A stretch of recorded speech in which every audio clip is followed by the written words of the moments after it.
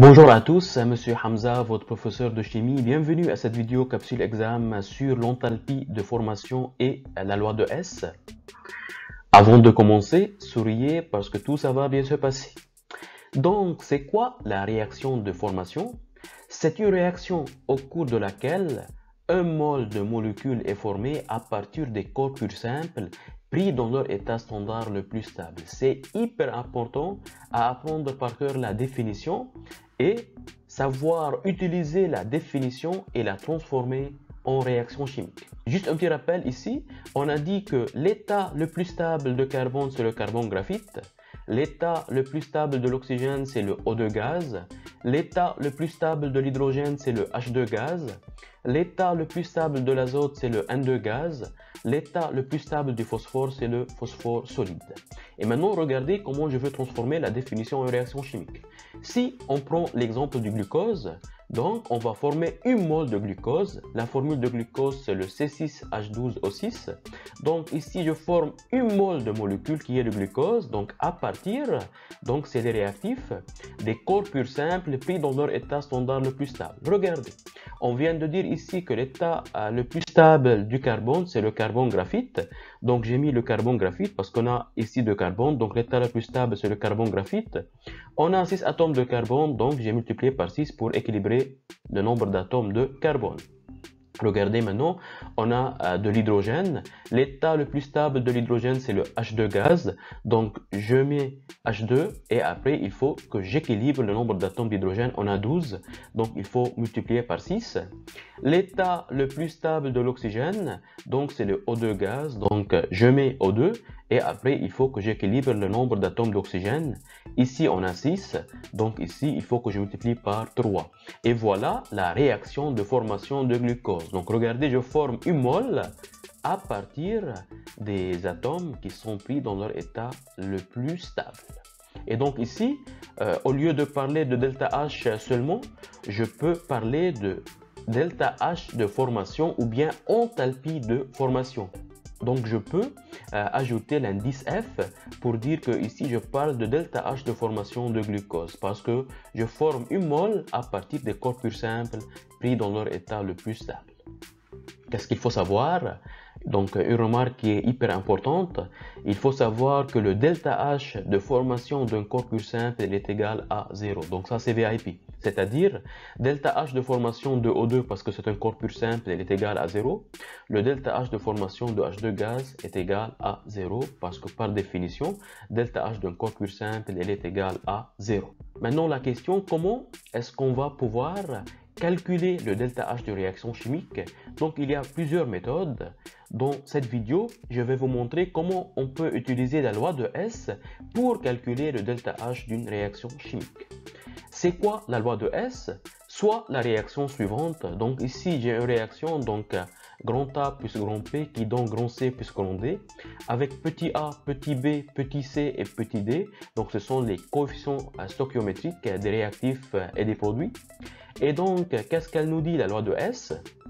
Elle nous dit que le delta H de cette réaction-là, elle est égale à la somme de delta H de formation de produits, c'est-à-dire de C et de D, moins la somme de delta H de formation de réactifs. C'est-à-dire, delta H, elle est égale à quoi? Donc, je vais commencer par la somme de delta H de formation de produits. Donc, comme produit, on a quoi? On a C et D. Donc, à la place de somme de delta H de formation de produit, je vais mettre quoi? Donc petit c, la coefficient stoichiométrique de C, fois le delta H de formation de C, plus, parce qu'on a une somme ici, petit d fois delta H de formation du D. Donc on a terminé la somme de delta H de formation de produit. Après on a moins, donc on a mis moins. Et après on a ouvert un crochet.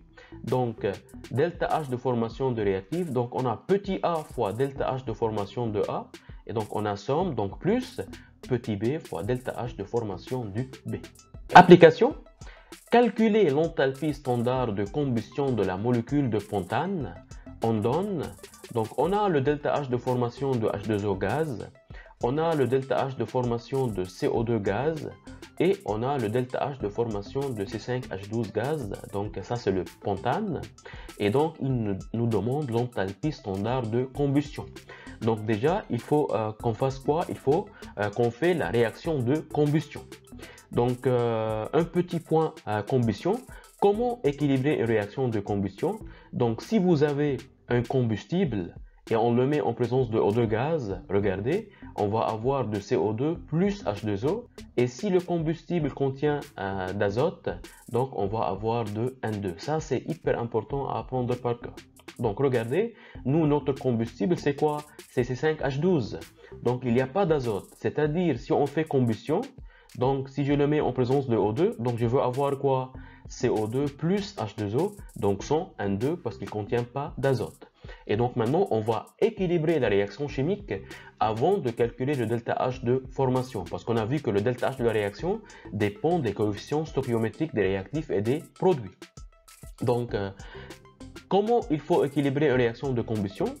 Donc, il faut équilibrer les atomes de carbone avec CO2. Regardez, ici, j'ai combien d'atomes de carbone? J'ai 5.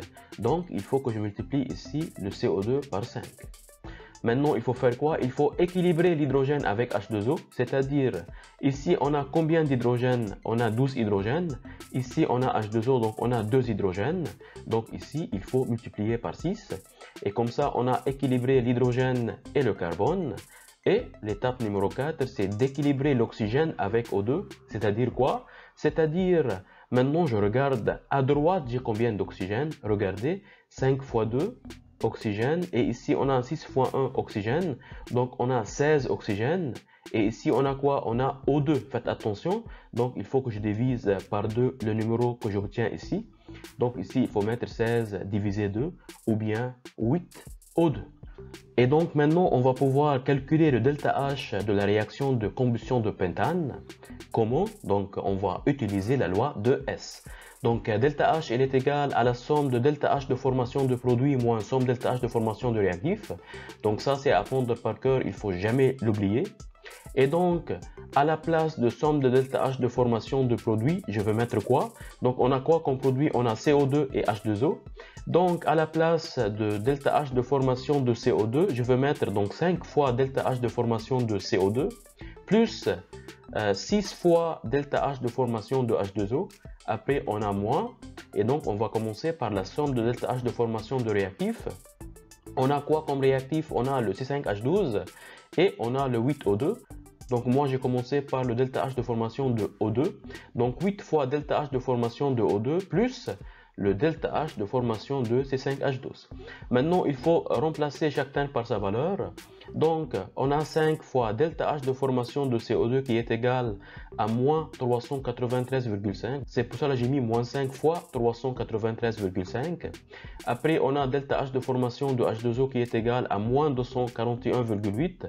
Donc, c'est pour cela que j'ai mis moins 6 fois 241,8. Ici, je vous rappelle que le delta H de formation d'un corps pur simple comme O2, elle est égale à 0. Donc, c'est pour cela que j'ai barré le delta H de formation de O2. Et à la place de delta H de formation de 5H12, donc on a quoi? On a moins 119,9. Mais n'oubliez pas que ici on a encore un signe négatif. Donc, il faut moins fois moins, donc il faut mettre plus. Et donc, si on fait le calcul, on obtient au final moins 3298,4 kJ mol moins 1. Donc, c'était tout pour cette vidéo. J'espère que cette vidéo vous a aidé et vous a plu. Merci de me laisser un petit commentaire et un pouce dans l'air pour nous supporter. Et n'oubliez pas de vous abonner à votre chaîne YouTube Coursup donnée par votre professeur Hamza pour ne pas louper les vidéos prochaines.